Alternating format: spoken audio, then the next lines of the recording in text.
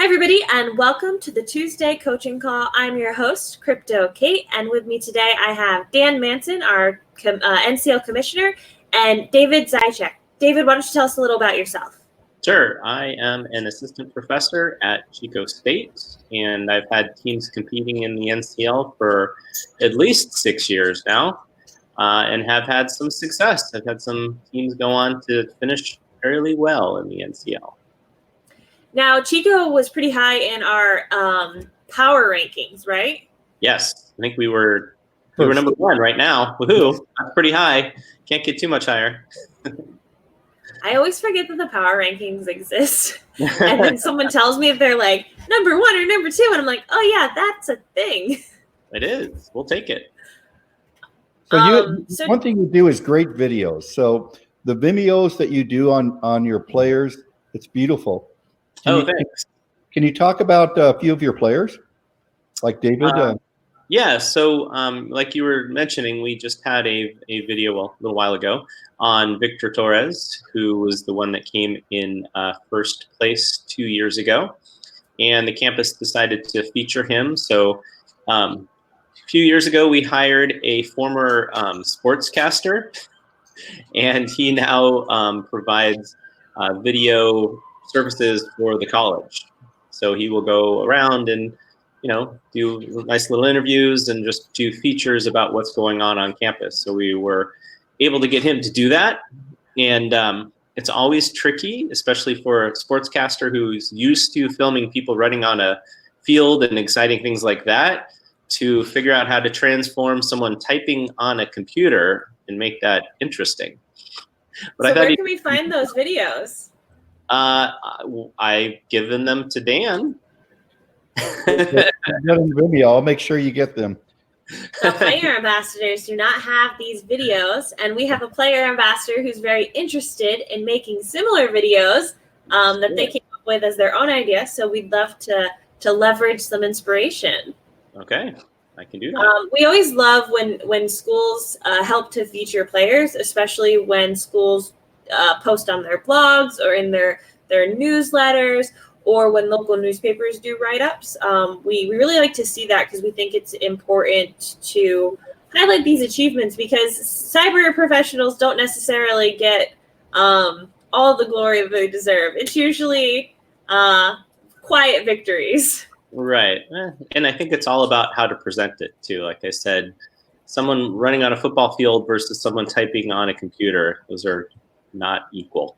I mean, it depends on the audience. That's true. Oh, and it looks like Toby posted the link to the video. Perfect. Yes. Thank you, Toby. We love you. So that being said, today we are here to talk about NCL Resources. So Dan and I, of course, talk about this all the time. But David, what are your favorite resources for the National Cyber League games that you give to your students? Well, I think the top one, of course, is the gymnasium.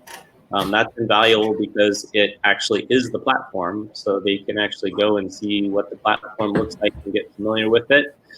Plus, it has some nice little hand-holding step-by-step instructions on how to at least start and actually complete several of the past challenges. So I think that's great too, because that gives them an idea of, oh, hey, maybe if this challenge comes up again, I can use this tool that I saw when I was working on the gymnasium. So that one's great. And then I have had students that have played in the past come up with some of their own challenges. So I've been posting those for students to solve, because students that like to solve challenges, guess what? Some of them also like to make challenges too. They want to be on both sides of not only being tortured, but torturing. So they like creating the challenges. So that's helped a lot. And then, of course, resources is just giving students hands-on time with using a lot of the tools that they will undoubtedly use during the NCL, such as, let's see, what's a good one? John the Ripper's a good one. They should know how to use that. Wireshark's a huge one, so I give them lots of practice using Wireshark. Have them learn and go over some of their Linux skills, because they definitely need to know how to use grep and other related tools. So it's just a matter of preparing them and getting them some hands-on time with the tools as well, so they're more familiar with them, so they're not trying to Google as they play of like, hey, what's this tool? Hey, what command should I use? So that helps. So just a reminder to our audience, we do have the Ask a Question button. If you post your question in there, we will answer it live. You can direct the question at any of us or all of us, and we'll give you our best advice. With that, Dan, what are your favorite resources? I know you have some faves. Well, I tell people to use the gym because that's what it's designed for. The gym is designed to give you a place to practice and to give you feedback on how you're doing as you practice. Gym is also a place where you can start with very simple challenges to give you a sense of confidence. I think the blogs that the ambassadors are doing now are going to have a big impact on the training that the students are going to do. The fact that we're cranking out 4 blogs a week, and we're going to really give you a repository that you can go to as a player to get up to speed, because all the blogs are done by former players. So I definitely, most of us still play because we're in there. Because for the ambassadors, we can't be an ambassador for the players if we're not experiencing what the players experience. So even the ambassadors who have graduated or who are no longer students, they are required to play in the game so that we're at least familiar with the challenges. play on the game, but you don't go on the scoreboard. Yeah, well, okay. That being said, we get to be on the scoreboard until they finalize the scoreboard. So you can actually compete against your favorite player ambassadors as long as we make the leaderboard. One of our pushes is for the leaderboard to be expanded so you can see the top 250 or 500. We'll see if it ever happens. But we want you to be able to compete against your favorite player ambassadors. And because we have all different skill levels on our team, there's going to be lots of different people for you to compete against. I think we have 11 or 12 player ambassadors now. So my students really enjoyed getting the signed sticker from me, by the way, for, hey, you beat the okay. They appreciated that. I lost a lot of sleep trying to get higher on the leaderboard because I think I was only budgeted for like 50 stickers and I ended up having to order like 100. Uh-oh.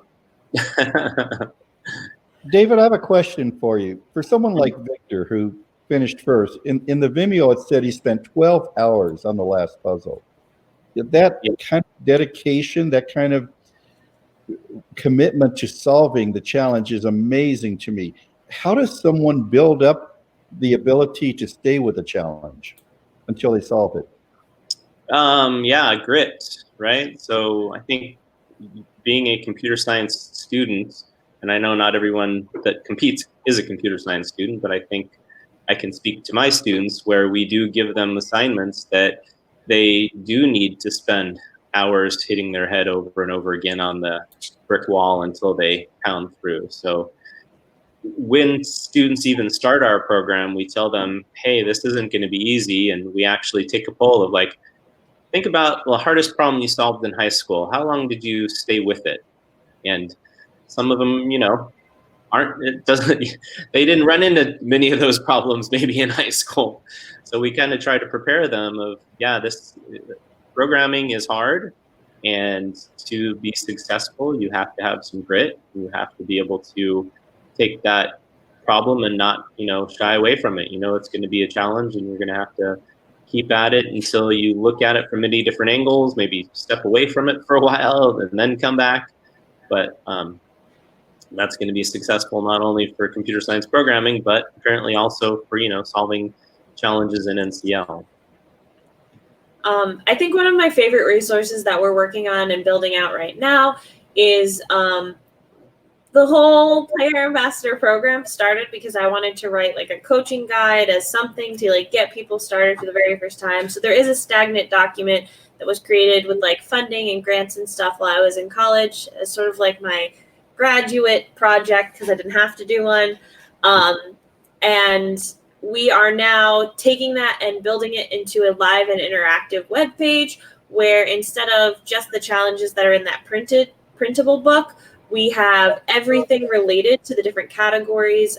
We're updating when we do really good new blogs. So like something that exists in the coaching guide now that didn't exist formerly is the top 10 do's and don'ts of the National Cyber League Games. And that came from the lead ambassadors, Cyber Skyline and Dan. So we're able to sort of make the content more fluid. And if we get a better perspective on something, we'll update and change things out. Whereas the original coaching guide is a little stagnant. It is downloadable. That's the great part about it. But we are trying to build a more interactive thing. We are trying to build out pages where you can click on a category that you want to learn about, and it has all of the blog posts, all of the crowdcast videos, all of the sample challenges that we're able to release and things like that, all in one place, so that if you want to go in and study cryptography for a day, you can go study cryptography. We're also trying to formalize my informal list of learning objectives to something that coaches can use as a syllabi for what they can implement into their coursework and how it aligns to the NIST-NICE framework. So that's a project that we're really proud of. It's sort of in progress, but it's something that we hope to have finished by the end of the summer. That sounds great. So are some of those videos too, or are they just text write-ups of the walkthrough? Yeah, so we do coaching every Thursday night. We do live coaching right here on Crowdcast. It's one of our other series. We have a lot of students who attend with us. It's a really great Q&A, and we talk about whatever blogs were posted that week, and we'll answer questions. We can't really do like walkthroughs as much, but we can sort of give guidance. So we can tell you, this is the challenges that you'll run into. This is what you can find. This is the resources where you can look up more information to sort of, so we coach, but we don't, walk you through. We don't think that's an effective method for learning, because then you know how to solve that challenge. You don't really know how to adapt and change. So we try to teach you how to think through the problems. Not a lot of people love that, but we do think it's what's best for them. And we try to always do what's best by our players, even if it's not what they like. So David, when you get new students coming in, you've done this for 5-6 years now. Yeah.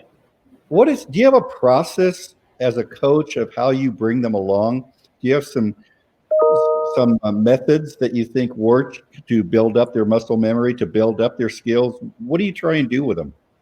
Well, the best way for them to learn is from other students. So what I do is we have a security club, and in the security club, they kind of just get together and learn and talk about anything that's up to them. So things maybe that came up in NCL, maybe things that they might think they'll see next time, practice with some of those tools, but really from each other. So I give them the environment to be able to work on, a nice virtual environment with virtual servers that they can hack into.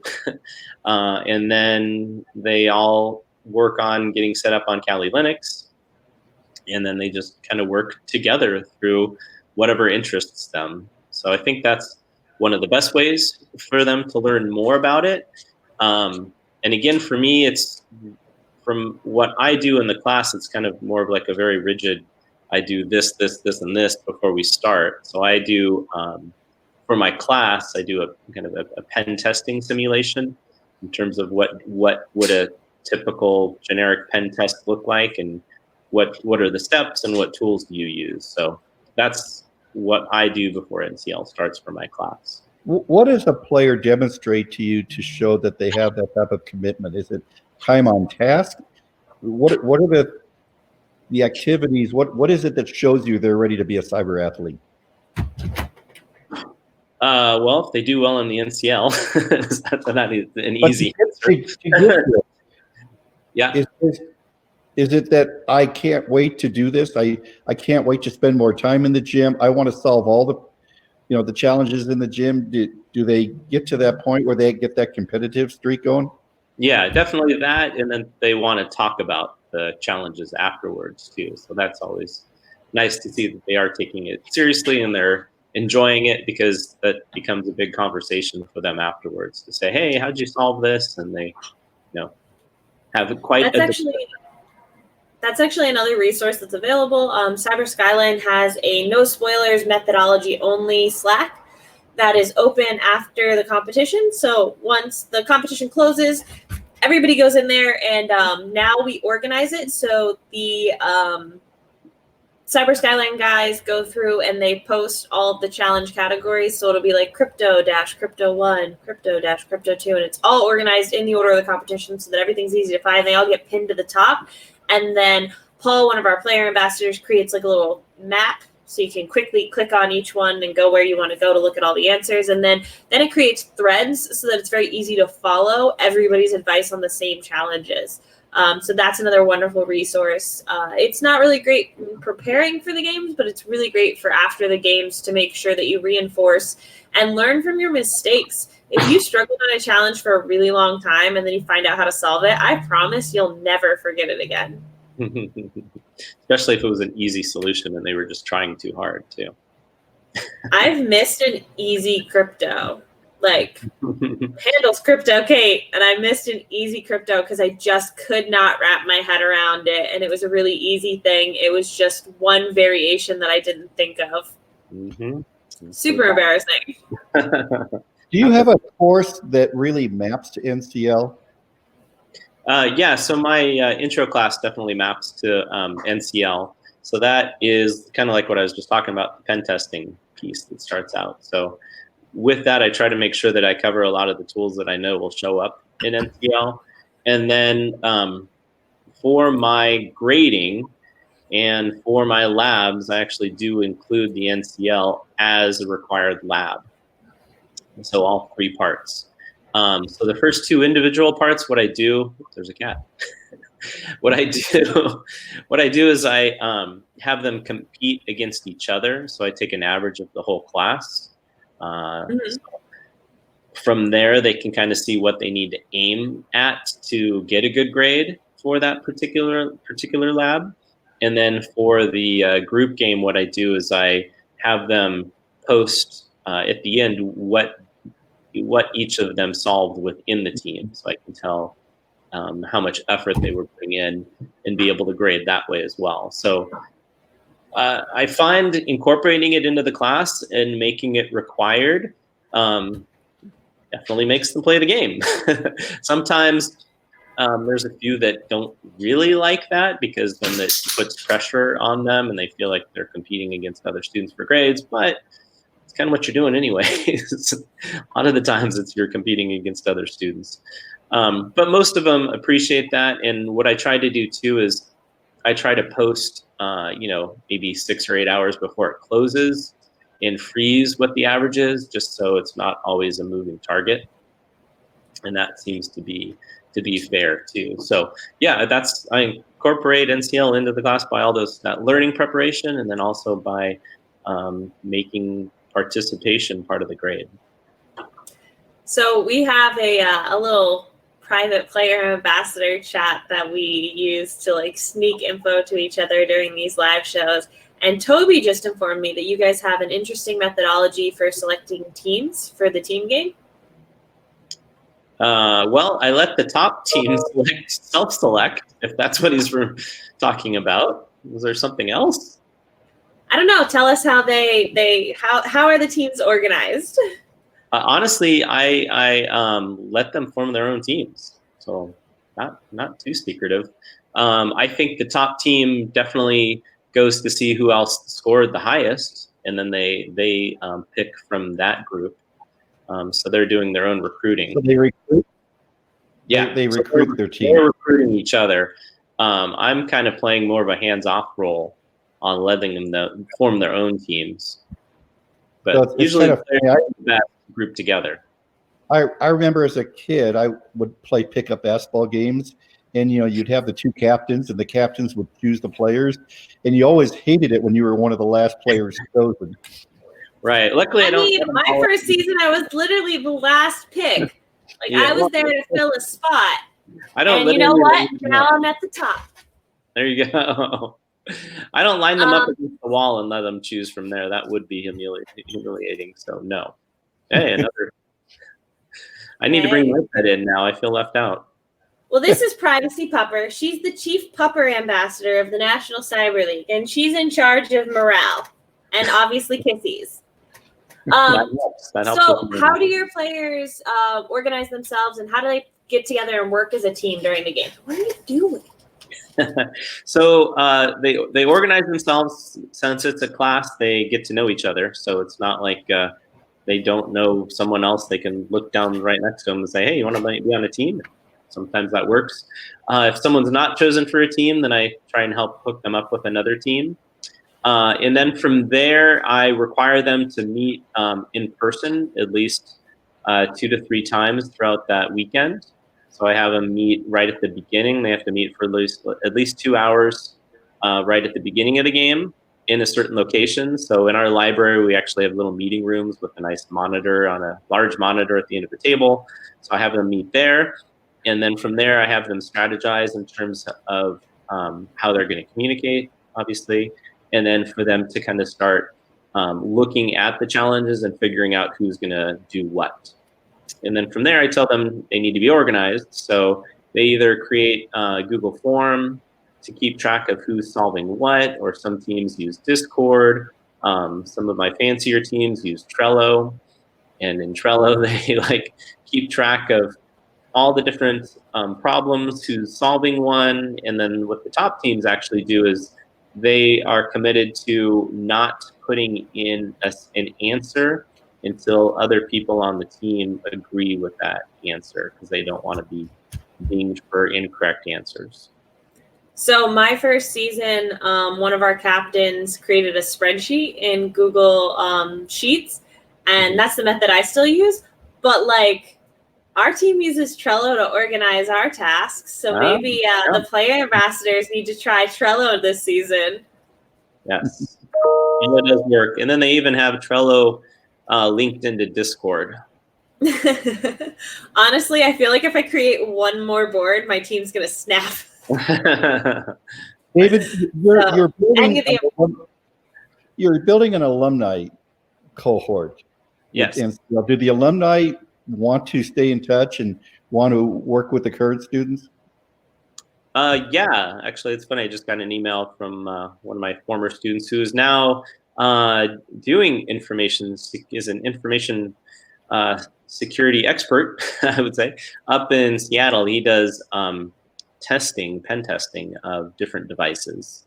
So yeah, I just got an email from him because he wants to do a Zoom meeting to talk to the security club. Cool. Well, we're always looking for new player ambassadors. So alumni always have that opportunity, and then they get to still play in the games, and they get to still coach, and we drag them to conferences. Okay, that would be a big thing because they do want to keep playing. So I'll let them know if you want to keep playing. They don't get scouting reports, and they get pulled from the leaderboard, but we still get bragging rights. Yeah, that would be good. So I know he would be a specific one that would like to join. Absolutely. Do you share with other teams? Because I was in Reno yesterday and talking to the teams in the Nevada Cyber Club, and you're just a few hundred miles away from each other, but you two are always at the top of the leaderboard for NCL. Do you ever talk with other clubs or other teams playing? I haven't, but I'd like to. I know some of my students have received emails from other players and just asking questions about how they solve different things and strategies. And I know they've answered those, so that's good. But yeah, I've heard a strategy. Contact. I've heard a strategy is waiting until the end to answer the questions, so you can kind of. That's my least favorite strategy. I'm against it because if you think you're right and you're not, then you don't have enough time to reevaluate and reassess. True. Also, it's just awful. I don't look, we have player ambassadors who support that methodology. It's not me. You want to help along the way. Yeah. So one of the things that we also do as player ambassadors is if your players are writing really good coaching content, again, we can't do to specific challenges, but we try to do sample stuff. And if they're recreating challenges, we do accept submissions. So one of the things we're trying to do over the summer is feature a lot of new talent in the industry and make sure that they're getting published. So if any of your current or former players are interested in writing coaching content, we're always happy to have it, whether it's technical or soft skill write-up. We have lots of blogs on how to collaborate because teamwork is hard in this industry, and things like that. So we're always welcome to input from that. And with that, we're almost at time. I do want to cover a pretty important topic. We are ending this coaching series on Crowdcast. This platform really just isn't getting the coaches engaged the way that it engaged the players. So have no fear. Thursday Night Live is not going anywhere, but our coaches calls are going to move to a Zoom bridge. Sorry, I was able to reach until, the visitor came. So the coaches calls will be at the link below moving forward. That is a Zoom bridge. It'll be at the same time. If you want to sign up for that, we are going to email all of the coaches a link to sign up, and then you will get an event invite to add to your calendar with that Zoom bridge. We will send that out the Monday after recess. We are going to take next week off because most of us will be traveling. We are doing another CTF at the Women in Cybersecurity Conference this year. That is next week. So if you are at WESIS, you have to be an attendee to participate in this special CTF. So you have to be there. You won't get a game code unless you're physically there. And even on our game code cards, we say, do not post this online. It's a one-time use. So nobody's going to be sharing those codes, but we will return on the 17th for more coaches calls. If you have any questions in the meantime, please reach out to us at info@nationalcyberleague.org or any of the ambassadors on Twitter. Honestly, that's the fastest way to get your answer. With that, Dan, do you have anything to add, last-minute resources that we haven't covered? No, but I really do think that the players who have the passion for the game are the ones that seek out the resources. And the fact that you share, the fact that you have a club, that really makes them want to work with each other and share with each other. So I think you're doing so many things right at Chico, David. Thanks. That's why they're number one on the power rankings. But any school can do this. Any school can have a cool club and can have a class that does it and can really want to work with each other. You're pulling it off so well. So thank you. Sure, appreciate it. David, did you have any last-minute resources? Sorry, I realized I pointed with the dog's paw. No, I think we covered them. I think we're good. I think I'm going to make sure my students go back and look at all of your resources that are available. Even though I have a link on my class page right there for them to look at, I'll actually go through the link and show them what it looks like. Privacy Pupper, Paul selects the best content just for the players. She actually helps pick the content calendar. When I don't know what to pick, I put note cards on the floor and wait for the dog to pick one up and try to run away with it. And that's how I determine the best and most important stuff. Good. Put some peanut butter on one of them. That'll work. Yep. She's the best. She's our best resource. She's our chief pupper ambassador, and she's in charge of cookie disposal, packet sniffing, and positively awful puns. That's one of them. So with that, happy Tuesday, everybody. We hope you have a wonderful rest of your day. We look forward to seeing you on our Thursday Night Live, and we look forward to talking to you in 2 weeks on our new Zoom bridge. Have a great day. Thank you. I can't find the